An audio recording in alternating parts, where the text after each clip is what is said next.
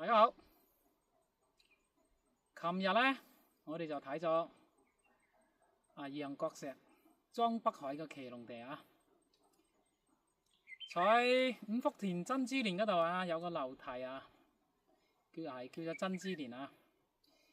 真之蓮呢個係個土星，真之蓮再向南走出嚟呢，有個金星。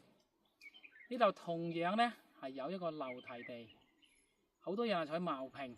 但係今日我哋按照星體，按照龍跟出嚟揾呢個樓梯地呢，係結採茅坪出嚟，同埋五福田之間呢條山脈上個樓梯叫咩地呢？係美女梳妝。呢個地又係不同凡響嘅喎。琴日睇咗係騎龍，今日呢個依然係騎龍。同點講呢？面前呢個妝台岸啊，大家認為似唔似妝台岸？喺呢度面前嘅儀器出去，就形成咗個騎龍格，形成個岸山。而且個岸山背後拖條尾，又形成個觀星作岸。呢個地呢，係主要係似大龍大細嚇，主要係又係迎龍迎星。我哋係按照呢啲要求過嚟揾得到呢個地嘅，一座山就結一個，而且呢個地係獨一無二嘅。佢係冇曲金落嚟呢度係水泡。先睇左手邊，左手邊呢邊嗰條脈有冇落嚟呢？一定要睇佢嗰啲象沙嗱，嗰條旋力沙嗰條象本身嗰條，即係從事嗰條，好明顯佢係採嗰隻父母山落嚟嘅，出去所去之山呢，抽翻嚟嗰隻風啊，隻風測個方位呢就係5方左邊青龍滿現而且起風非常標準嘅一格地，無論佢龍同星過合開象立星沙或者岸都係成格嘅。再嚟睇右手邊，右手邊又係父母山呢度開象落嚟嘅，係咪咧？又係一個風蓮，端端正正嘅。喺熱牆呢一度呢，係形成咗左右都有風蓮面前後都有風蓮。面前呢個做好呢，真正係新手摸到岸嘅，因為我哋企有1米多，我哋斬平一啲樹，你其實喺個碑呢度呢，一坐喺睇嗰度，新手摸到岸。呢種地呢，係主要睇嘅龍同氣勢好多人就會有疑問啦呢個口呢又收得唔住見兩個名堂，認為要唔要得呢？因為佢係騎龍又水分8字喎，左邊啲水喺呢度7個，又係似琴日莊北海呢個喎，呢條水呢度7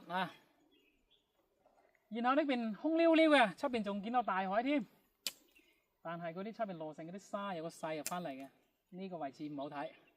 再嚟睇右手邊，右手邊就係8字水分開出嚟右手邊呢，相對左手邊好睇好多啦。嗰邊係摩天石落嚟嘅幾條象沙幾條沙形成出邊嘅大羅城。大羅城都係遠啲嗰啲風蓮好多馬蜂我睇先係馬蜂啲屏風乜係比較多風嘅。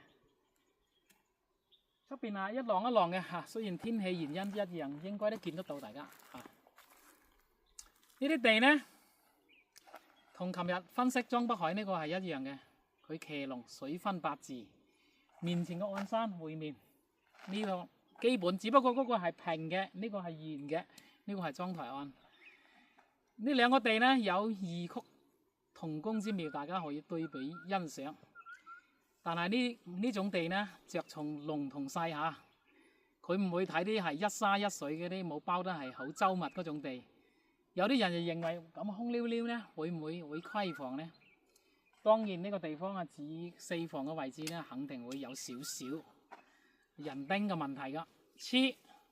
唔話要點俾皇氏嗰個美女獻花，佢又係沙水有不足但係佢龍非常強，係咪先？熱星非常端正。佢呢個地呢，係清代咸豐年間重修嘅係方氏嘅15世祖。方氏呢，在圍內呢有2支，而且呢，在普寧嗰度都有2支。在嗰個清咸豐年間啊，即係太平天國嘅時候啊，在普寧嗰邊出過一個人物係方堯啊，叫做係水師提督。重修呢個墓嘅時候呢，方堯應該係10零歲啊，啱先我哋查下年份。至於呢個地係咪嗰邊嘅普寧方氏嘅就唔得知啦，或者係圍內嗰邊都有可能。圍內喺民國咧都係曾經都出過有啲叱咤風雲嘅人物，但係呢個地呢，依家點解咁破敗呢？係應該同個立向有關嘅。一陣先調轉鏡頭啊！依家先講。在潮汕地區啊，我呢幾年在呢度特別多，發現好多鏈頭啊，係好好嘅，啲碑式好好嘅，但係就冇人拜，一係啲碑又掹咗出嚟嘅，係比較破敗嘅。但係碑式依然好好嘅，有2種原因，一係立正針，一係立空線。我前幾期視頻都講啦，有啲地呢，你該要空線嘅，佢係得嘅，即係例如方東里呢個府地。有啲呢，你立空線係真係發唔起身嘅，一係就係敗嘅。今日呢個地呢，一樣係咸豐年間重修過嘅，個碑呢一樣係掹咗出嚟嘅。佢又係立根同人之間嘅2山空線石。佢偏咗呢個妝台案偏咗少少，我認為呢應該要立人山身兼近親向正嗰個妝台案。我認為呢個地先夠能夠發福悠久。又係個人見解嘅話嚇，可能又唔一定合理啊，只不過係合我所學嘅。我哋調轉過嚟再睇睇佢呢個熱牆。熱牆咧嗱，個碑咧已經就放咗出嚟㗎啦，冇辦法啦，應該呢啲修啊應該有100幾年㗎啦，先慢慢爛，因為嗰啲灰沙冇100幾年嘅，冇咁快爛啦。證明佢重修之後咧，應該就冇咩發跡啦。所以話呢，我喺潮汕嘅地方，包括前國戲好多地方，嗰啲立空線啊，或者正針啊，立正針嘅呢，好多成為神地，好多人去拜嘅。特別係嗰啲好好嘅風水，全部係立正針係益外人嘅，好益本家嘅係好少。嗰啲神地啊，空線嘅呢，就喺潮汕地區見得特別多，因為潮汕地區呢啲龍呢，真係非常好。見到嗰啲好多人冇人拜嘅呢，啱先講咗啦，嗰啲鏈頭好好嘅就係冇人拜，碑式又係好靚嘅，又係冇人拜，全部埋沒在呢荒草之中。佢呢個地呢，冇曲金，開面好飽嘅，落到嚟呢度個拋呢度，在呢度陣子運用呢個案。其實呢個地呢，我認為仲要打低到50、60分嘅，因為面前嗰啲前後都係個石托，都係啲大石頭，打低少少落嚟呢個案呢就更加舒服，而且呢出邊個羅城嗰啲沙更加靜。我認為呢一格地呢係雖然冇出名啊，係我哋揾出嚟嘅，呢一排都揾得幾格地，有啲係老墳啊，都係認為可以排得上圍內10大名跡嘅。我認為啲地真係啲鏈頭方面啊，鏈頭方面頂呱呱嘅，歡迎大家都係嚟參考。不過呢個地呢係高山之中比較難行，冇路嘅。我哋坐喺左邊嗰度嚟整啲，從啲草嗰度慢慢過嚟嘅，拔開啲草，斬開啲草。